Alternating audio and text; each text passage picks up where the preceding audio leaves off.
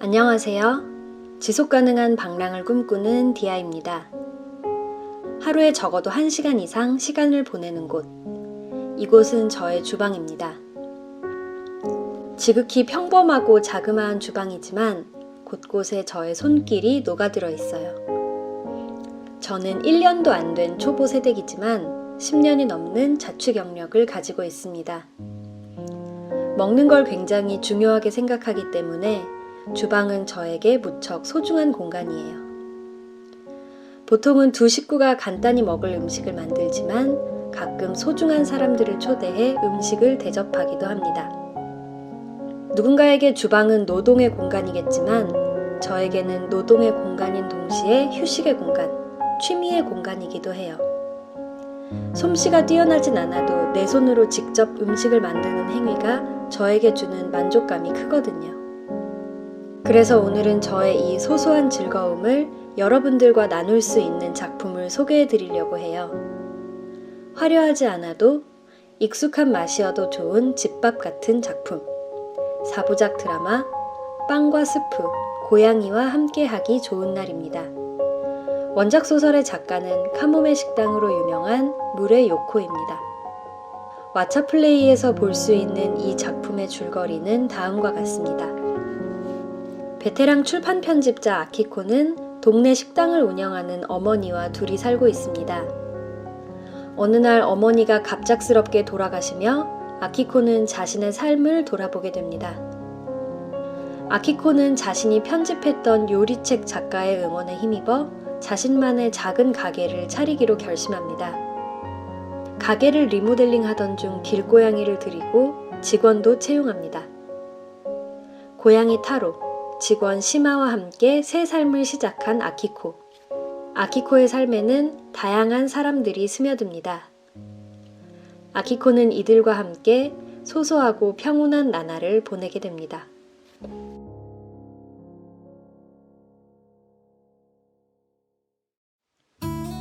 저는 이 작품을 처음 본 이후로 가끔 마음이 지쳤다는 생각이 들 때 작품 속 음식들을 따라해요. 머릿속을 반쯤 비우고 손을 움직이면서 빵과 스프, 고양이에 대해 생각합니다. 이 작품, 어찌 보면 참 별 내용이 없습니다. 기승전결이 뚜렷하지도 않고 주요 사건이 있는 것도 아니에요. 하지만 이 작품이 제 마음을 사로잡았던 이유는 모든 것이 조금 느리게 흘러가는 듯한 아키코의 일상이 지친 저에게 묘한 위안을 주었기 때문이에요.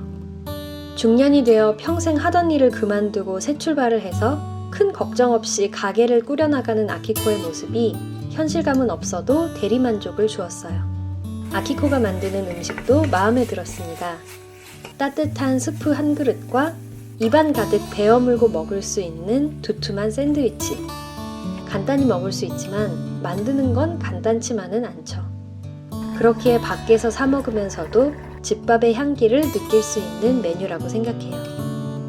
이 작품의 또 다른 매력은 바로 사람들과 고양이입니다. 어머니를 잃고 아키코는 완전히 혼자가 되었습니다. 그러나 아키코에게는 어머니의 빈자리를 채워줄 존재들이 하나둘 나타나기 시작합니다. 대문 앞에 있던 고양이는 집 안으로 들어와 타로라는 이름을 가지고 함께 사는 가족이 되었습니다.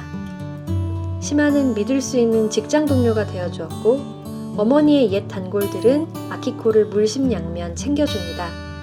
이복동생일지도 모르는 스님은 많은 말을 하지 않아도 아키코의 마음을 편안하게 어루만져줍니다. 작품 속 아키코가 만드는 음식들은 하나같이 매력적입니다. 더불어 저의 눈길을 끈 음식이 또 하나 있는데요. 아키코네 건너편 가게 주인 마마가 만드는 나폴리탄입니다.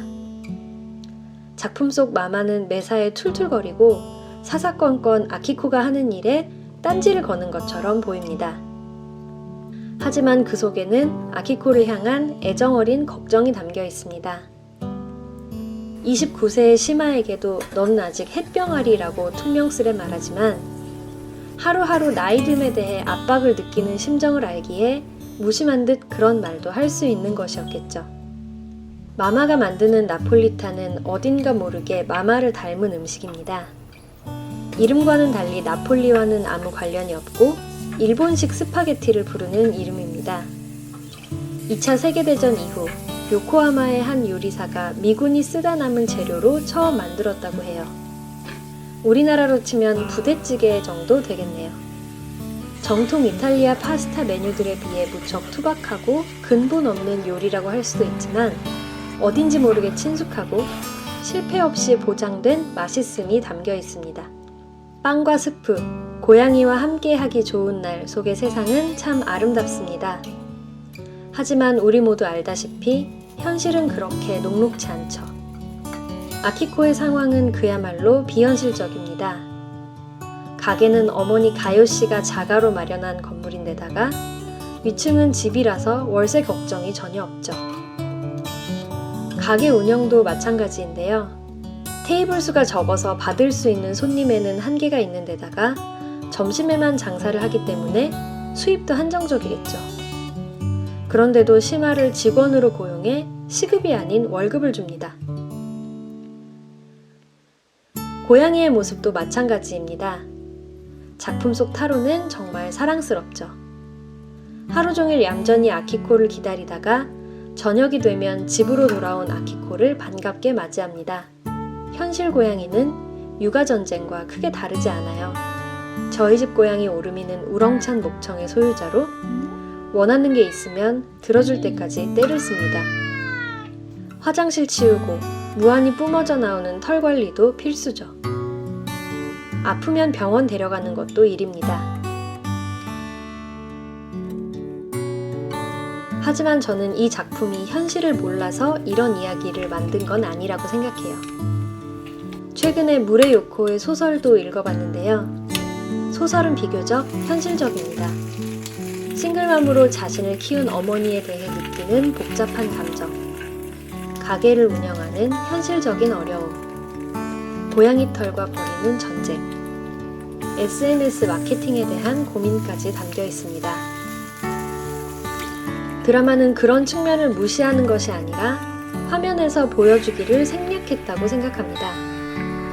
저는 이 작품의 장르를 말해야 한다면 일상 판타지 정도가 아닐까 싶어요. 현실을 밀도 있게 반영하는 작품도 꼭 필요하지만 현실에 없는 세상을 보여주는 작품도 그 나름의 의미가 있으니까요. 그런 점에서 이 작품은 어른들을 위한 동화와도 같은 역할을 한다고 생각해요. 상상하는 것만으로도 즐거워지는 순간을 선사하는 거죠. 남편이 회식으로 늦게 들어오는 밤, 저는 저 자신과의 회식을 즐기기도 합니다. 혼자 있으면 인스턴트 음식이나 배달 음식으로 끼니를 때우는 경우가 많은데요. 저 역시도 자취를 할 때 그런 경우가 많았지만 가끔은 저 자신에게 정성스런 한 끼를 대접했어요. 만들기는 조금 귀찮지만 먹을 땐 정말 행복한 두릅튀김과 시원한 맥주 한 잔. 가볍게 읽을 책 한 권을 곁들여도 좋고 고양이의 보들보들한 털을 쓰다듬어도 좋아요. 이러고 있으면 별일 없는 하루의 소중함을 새삼 느끼게 됩니다.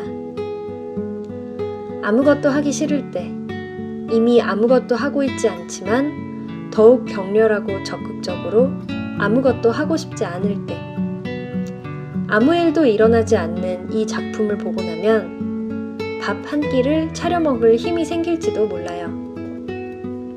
그게 아니더라도 휴식하듯이 보기에 좋은 작품입니다.